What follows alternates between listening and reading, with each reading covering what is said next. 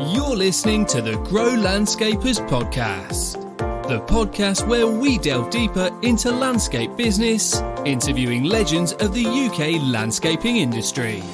So, join host Nick Ruddle as he explores their thoughts, insights and experiences. That's here on the Grow Landscapers podcast.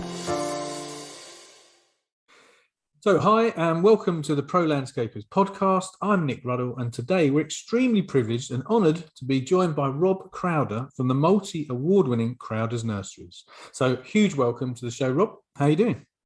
I'm good, thanks, Nick, and thank you for inviting me on. I'm looking forward to this. Yeah, I feel like I'm sort of joined, or we're joined by nursery royalty. You know, you've been established since 1798. You're the seventh generation Crowder. And my first question is normally, how long have you been in business? But, you know, that is just, you must be one of the oldest companies in the UK, especially in the landscaping industry. Unbelievable. Yes, there are other nurseries, actually, Nick, that have been around just as long. But no, it's a great privilege. But also there's a kind of weight of responsibility that comes with that. And there's a pressure, and I'm feeling that because I've got three sons, none of whom want to come into the business. They're all doing their own thing. And therefore, there's that kind of responsibility falls on me to say, actually, you know, the business has been going for a long time, the same family, but nothing continues forever. And of course, that might change. And I think it's going to have to.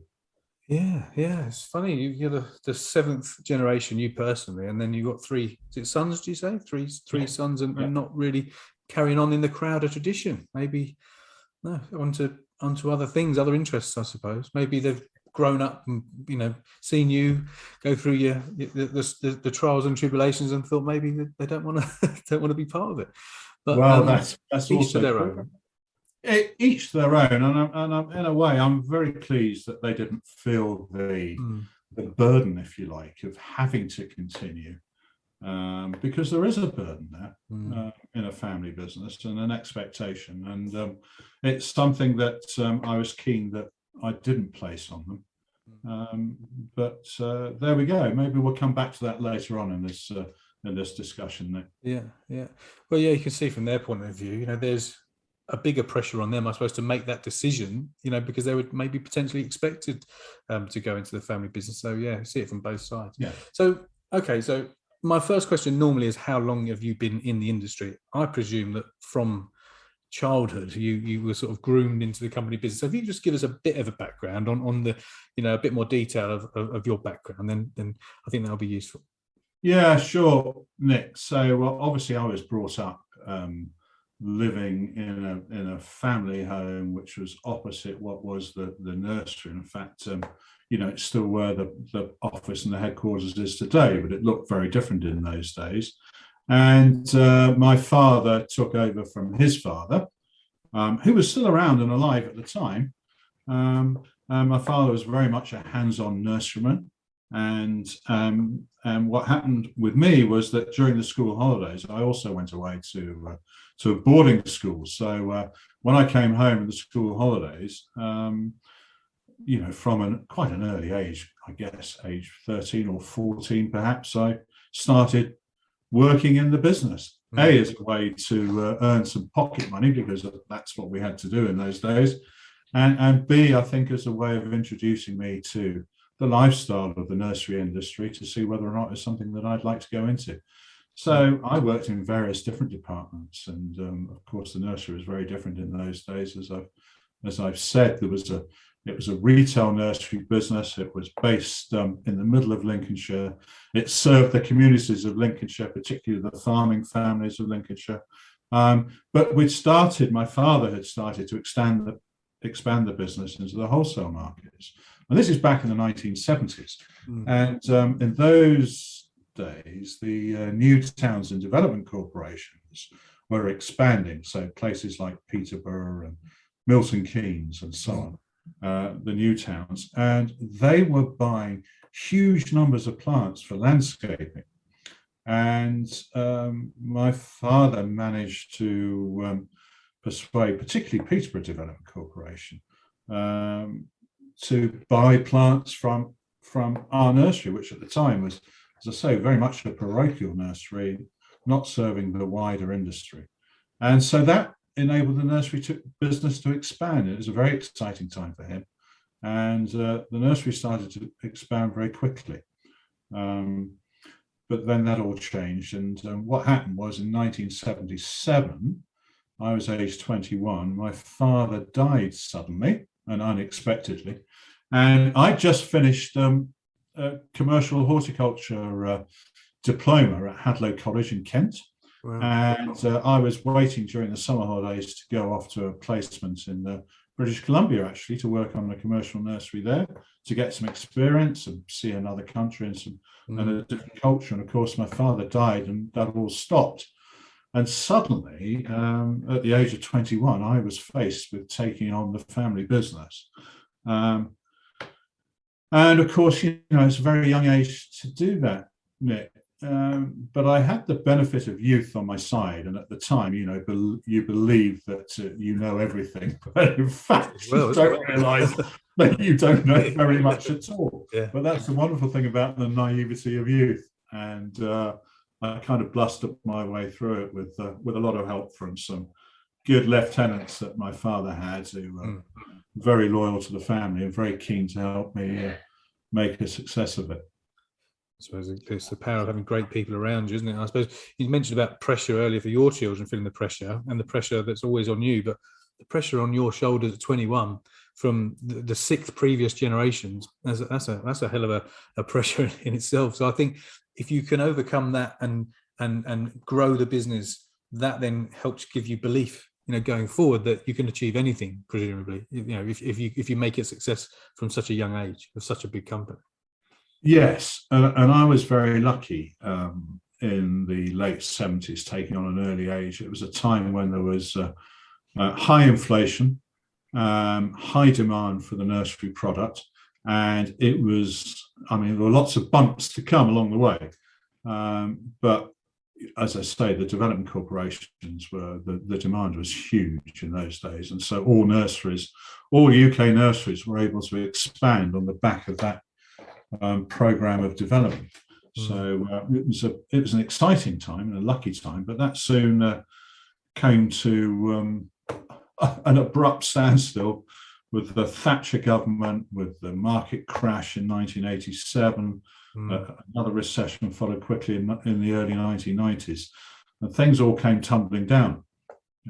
Massive changes, and of course that's a time of privatization as well, and that's when actually landscape contractors, Nick, and this will be interesting for the discussion, privatization came about.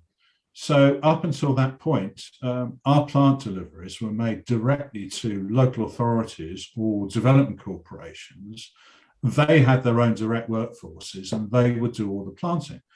But the Thatcher government changed that and brought about, privatization and compulsory competitive tendering. And that fueled the expansion of what we now know as the landscape contracting industry. Wow. Because all that work had to be put out to competitive tender. Yeah. Wow. So quite a good thing, really, for the contractors out there. For the contractors, absolutely. It's quite unsettling for us that we're used to supplying, a few very big buyers to then suddenly have to be change our business model and start supplying lots and lots of individual, much, much smaller contracts. Yeah, it brings its own challenges, doesn't it, really? Yeah, absolutely. So I'm going to ask you now, what did the business look like when you took it over, in terms of the people, the land, the amount of people you had, the turnover, all those kind of things? And then I'm going to ask you, what does it look like now, all those years later, 40 odd years later? Yeah. Okay. So it was a labour intensive business. So I think there were about 25 or 30 people on the books when I took over. But it was very much a retail focused business. So we supplied the needs of the local community, as I've said. So we had a retail nursery outlet. People could come and buy plants directly from the farm gate, as it were. But we also had shops, and we had a shop in Skegness, and we had a shop in the market town of Horncastle. And we even had a guy in a van that went and stood on the local markets in all the market towns in Lincolnshire, and taking orders for roses and shrubs for the garden and apple trees and all these kind of things. And they take orders, and the orders would be kept until it was time to deliver them in the bare root season in the autumn. So completely different to what it is. Totally different. Yeah. And phone's going. I'm just going to switch that off. Okay. So turnover was something like £250,000. I think we're now doing that in 1 week rather than in 1 year. But of course, there's been massive inflation since then, so that's not a direct comparison. No. Very different. And now, what does it look like? Well, we've been through various iterations. We've built a garden centre. We've had garden shops attached to supermarkets. We've had various bits of diversification along the way, but we've got rid of all those now, and we've sold the garden centre, and we're now just a wholesale nursery, totally focused on supplying the landscape and woodland markets. And we've got 50 people, and we're going to be doing £8 million this year. And it's now a very profitable business. It hasn't always been that way because margins have been incredibly tight. The market's been incredibly competitive. In the last 3 or 4 years, that's changed dramatically. Brexit has helped, but the general greening agenda and climate change is really helping UK nurseries. So I would say that the market's never been better in the whole time that I've been in this business. So it's another exciting time. There's always bumps in the road, and there's a roller coaster, isn't there, in business? And I think if you've been in business for so long, you would have experienced all the roller coasters, all those pitfalls that you could fall down, and you learn every time from each one of those. Even in that moment of crisis, there's always opportunities, and it helps you to think a different way or make a decision. You mentioned there about you got rid of all the shops and selling to the public and selling off the markets and all that, and just purely focusing in on the industry and supplying wholesale to the industry. And since you have that one focus, I think a lot of people could learn from that, because what I see, and I coach a lot of landscapers, and a lot of landscapers, and sometimes you could be tempted into going off track and think, we'll get into outdoor kitchens, we'll get into this, we'll get into that, we'll start offering swimming pools, or we'll start doing garden rooms, and sometimes if you lose focus of your core business, your core offering, you create a bit of a monster for yourself. Absolutely, and I've done all of those things, Nick, in my time. So you failed your way to success. Because I'm one of these people that I think recognizing your own strengths and weaknesses is a very important stage to get to in your business life. And if you can be honest with yourself, what are your own strengths and weaknesses? And my weakness is my attention span. So I've got a very poor attention span, and I get bored very quickly. And so I'm not a great manager. And that's quite common it's quite a common entrepreneurial trait. And it took me a while to actually recognize that and be honest with myself. And now I'm very open and honest about it. And I don't involve myself in day-to-day routine because it's not my strength or forte. I think it's so important for everybody to understand that at whatever position you're in a company, you've got to play everyone to their strengths. And sometimes we try and put round pegs in square holes. And like you say, understanding where your strengths lie, understanding where the business owner's strengths lie, generally not very good at doing the work or managing, but very good, like you say, the entrepreneurial spirit is that, I want to do that, I want to do that, I want to do that. And you get lots of things started, but sometimes not a lot of things finished. And you try and do it all yourself, and it doesn't always work. So having that, you're absolutely right, Nick. And that's the other thing I recognize about myself. I am a starter. I'm not a finisher. And therefore I need to surround myself with people that have the complementary qualities it's a team and skills to those that I've got. Yeah, well, they don't have your skills and you don't have their skills. So recognize that in each other, and it's a dream team, isn't it? But it's the same with any landscape business or your team of people out in the nursery. Yeah. Some people are good at really good things naturally. You need to keep people doing the things that they're naturally good at, they naturally enjoy, because they're going to be more happy, they're going to be happier and more productive for you, and everyone wins. I think sometimes just accepting that, like you say, recognizing that and then accepting it and think, okay, if that's who I am naturally, then I need to do more of that and I need to do less of the other stuff. So no, really being honest with yourself and honest with those around you, and then making sure that you add to those skills that you have yourself and fill in the gaps. Absolutely. Yeah. So leading on from that, then, what do you think the most successful, the most important elements are to running a successful business? After all your 45 years worth of being, at the helm, what would you say the most important things are? I think in terms of growing a business, and this is one of the things you asked me to think about, Nick, in terms of growing a business, and it's about having a vision. Because if you can't see ahead, you can't find the road ahead. Perfect. In my opinion. So you've got to be able to see where it is you want to get to. And then the road becomes clearer. And that's where I have a strength. But the challenge then is to bring other people along that road. And so you have to articulate that vision and share it with those people and get them to see the way ahead to enable you to go forward.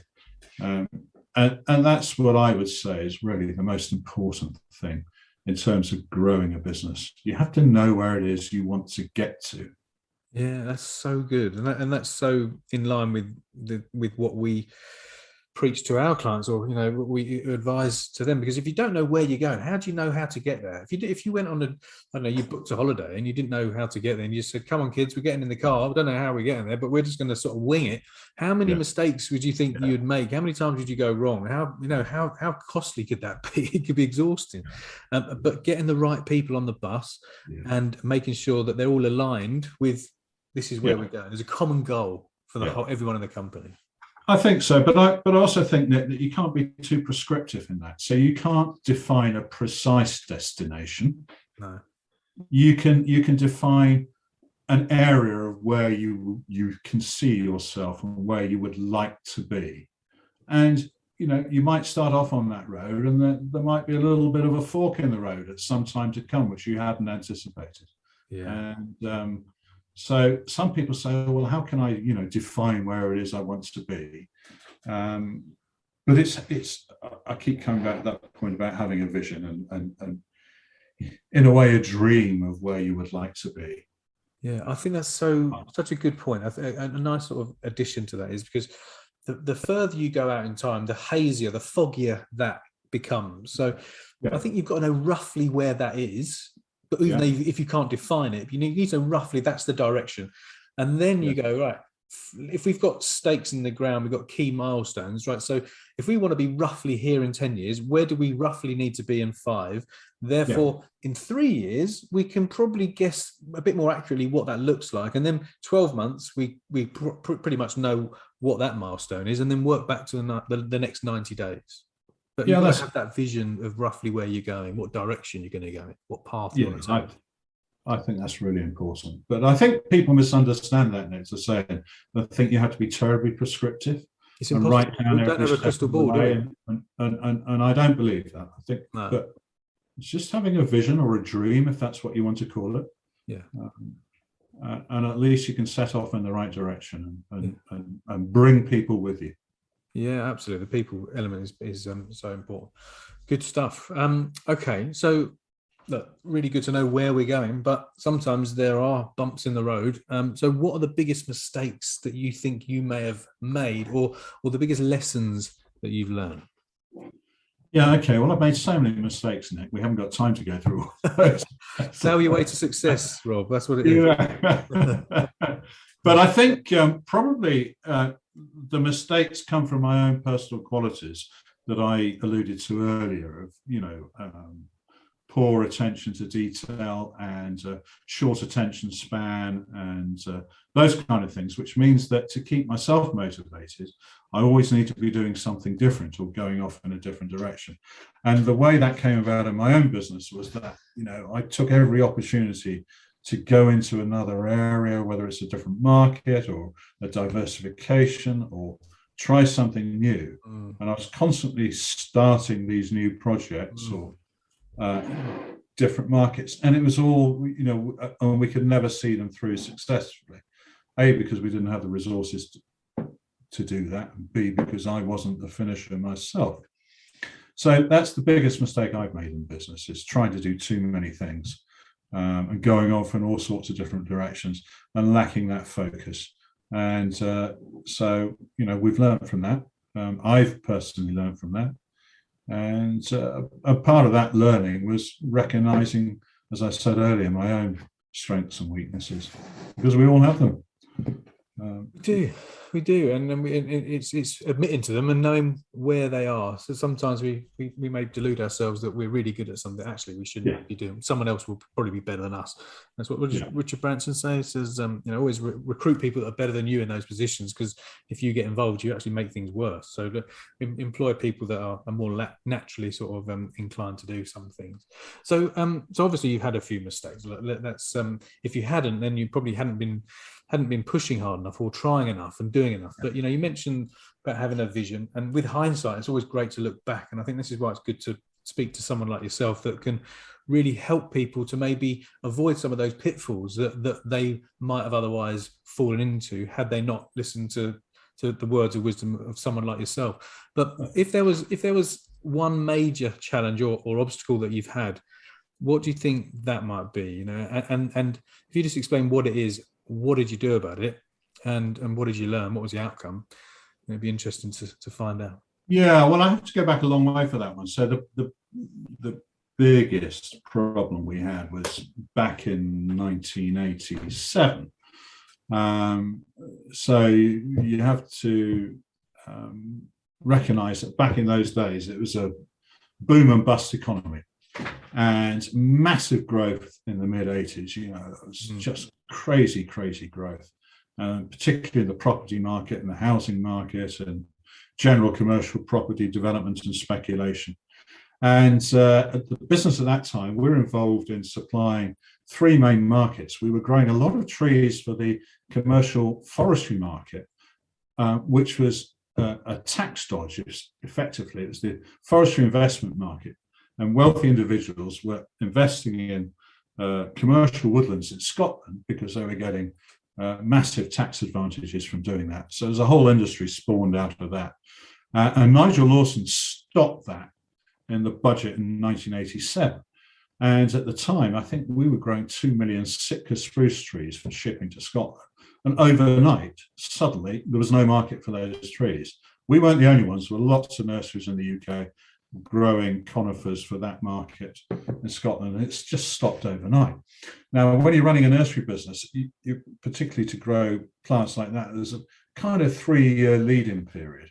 So we've got 3 years worth of stock at different stages of production to fulfill that 2 million trees a year demand. And so not only did we lose the sales, the profit on those sales, but we had a load of stock that we had that was then became worthless. That was one part of it. Second part of it, we were supplying the garden centre markets in those days. We don't do much for the garden centre market anymore. That's deliberate. Yeah. But our niche in the garden centre market was ornamental trees. And we were selling ornamental container grown trees to garden centres. And typically people would, when they bought a new home, they would plant a tree or two in their gardens. It's not something that you plant every year in a garden. It's particularly when you move home. Well, the housing market crashed in the early 90s. Yeah. So that was hot on the heels after the forestry market crash. So we were exposed to that market, and double whammy.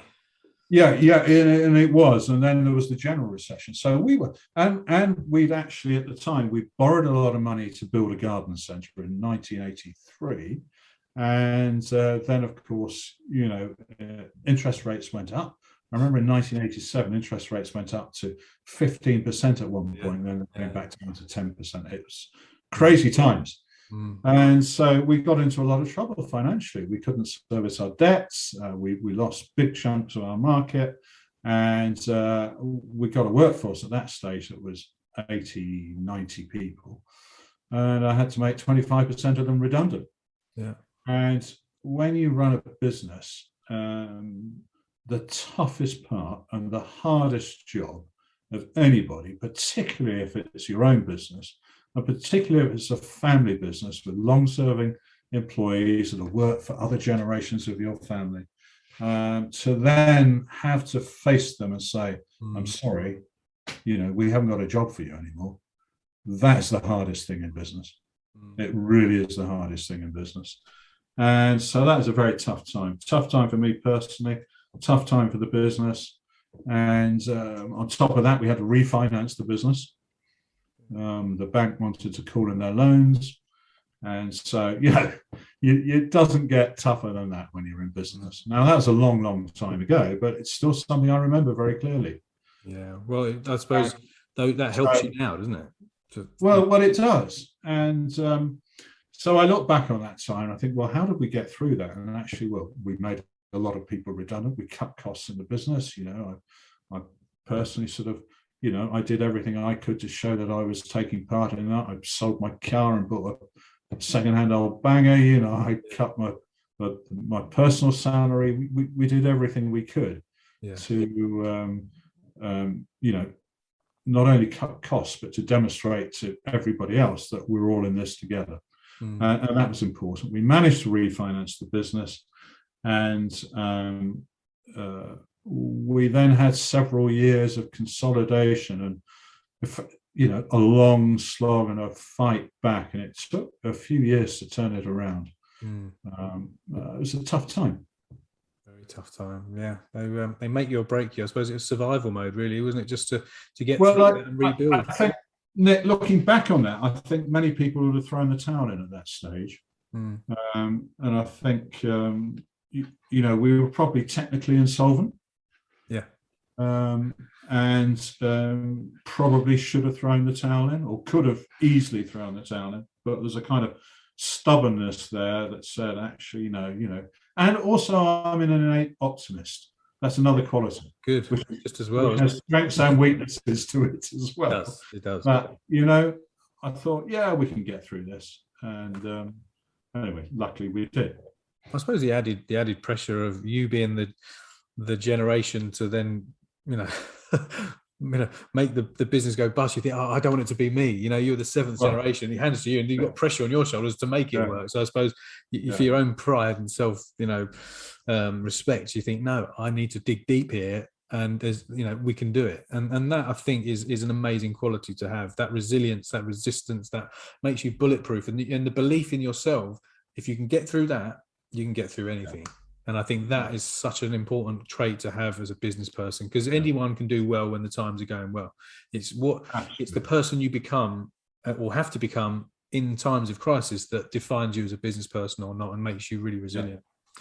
So you're probably more resilient than most business owners, I would imagine, that you've ever met. Yeah, I wouldn't wish that. I wouldn't want that that on anybody else. You don't wish it. Those are the times when you don't sleep at night. Yeah. Those are the times when owning a business is not fun. You don't sleep at night, and you feel that weight of responsibility. You also feel responsibility of all those people that you employ and that rely on you for their family's subsistence as well. Yeah, there's a massive responsibility and a big pressure. And thankfully, you came out the other side, and you're doing really, really well now as a business. And I'm sure your staff are all much happier for it as well. So if you've got someone, let's think, if you've got advice for anyone who might be listening to this or watching this, who's a bit stuck in their business, wants to expand, but doesn't really know what to do. They don't know what those next steps are to take. What would you say to them? Yeah, I probably already touched on this, Nick, when we talked about a vision and having understanding where it is you would like your business, or what you would like your business to be. Some people are incredibly ambitious and want, to continually grow their business, and others have more modest ambitions and want to have a lifestyle business. And again, I think it's being honest with yourself, saying, what is it that I really want? And communicate.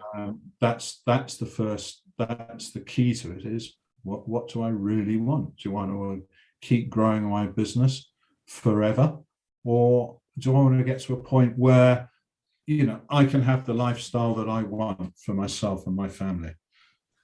So that's the starting point, I think. And again, honesty is the best policy here. Being honest with yourself, and then saying, okay, from that, having the vision, recognizing and understanding where it is you're trying to get to is the most important thing. And then it's about building a team around you that enables you to get to where you want to go, because you can't do it as well, haven't they? They've got to buy into it. You can't it. do it on your own. No. And you've got to have the team with complementary skills. And this is my other bit of advice: don't recruit people that are the same as you. No, absolutely. You want to recruit people that are better than you, don't you? If I had a business full of people like me, we wouldn't get anywhere, Nick. You'd start a lot. You might not finish. I'd start well, yeah. Yeah, that doesn't really work very well, though, does it? If you don't finish things. Yeah. So, look, building a business, bigger does not always mean best and great. I think at some point that's a really important thing to ask yourself. What does the business look like when it's finished? What is it that I go to work for every day? In the words of Michael Gerber, the author of the E-Myth, that's what he says.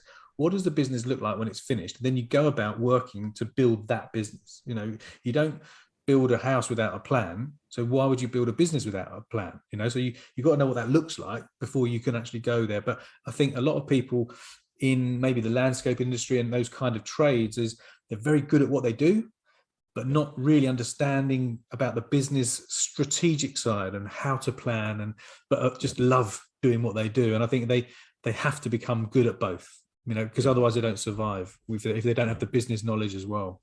Yeah, no, that's correct. And I think, I wouldn't want to frighten people off in terms of thinking, oh, I've got to have a plan which absolutely identifies and specifies every step along the way, because life isn't like that. We're entrepreneurs and business people, and even you go to business school and you're told that you've got to have a business plan, and that can put people off. And I would say, don't worry about that too much. That will work itself out if you know where you're going, and that's my big belief.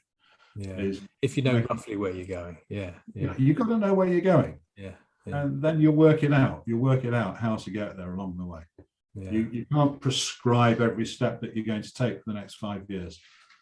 I would discourage people from that, because that's too daunting a prospect. Don't put yourself under too much pressure from day one. I think if you know roughly where you want to go, leave it at that, and don't be too prescriptive in terms of exactly what that looks like. But I think you've got to have a vague understanding of where you want to get to. How big do you want to make this business? Is it going to be a £1 million business? Is it going to be 5? Is it going to be 20? Do you want to take over the world? Do you want to go national? And if the answers to that is actually, no, I just want a nice lifestyle business. I want to have a really tight, close team that makes a nice profit, and everyone's happy. Then that's right for you, isn't it? It's not right for everyone. That's the point. I think that's the most important point: defining what it is that you want from that business. Yeah. Whether it's you want to grow a huge business to sell for multiples in 15 years time, or whether you just want a lifestyle business with everyone's different. Everyone's different. Yeah, there's no right or wrong way. Rob, it's been an absolute pleasure. I'm going to leave it on that note. I think that's some great wise words, great pearls of wisdom. And if someone wants to get in touch with you, whether it's to come and work for you or to come and use you as a supplier for all their things plant wise and trees, how they get in touch with you? What's the best way for them to get in touch with you? Well, there's our website, which is crowdersnurseries.co.uk, or email inquiries@crowders.co.uk. I should say Crowder is spelled Crowder. A lot of people think there's a TH in the middle. A lot of people think it's Leslie Crowther, I suppose, Exactly. as opposed to Crowder. Anyway, thanks, Rob. It's been a real pleasure listening to you. Really interesting, fascinating story. Let's hope for many, many more years to come that you're going to keep flying the flag for the Crowder family. So absolutely amazing. Fair play to you. And it's been a pleasure speaking to you. Thanks for your time. Yeah, you too, Nick. Thank you so much. Cheers, Rob. Take care. Bye-bye. Yeah, bye now. Thanks for listening to the Grow Landscapers podcast.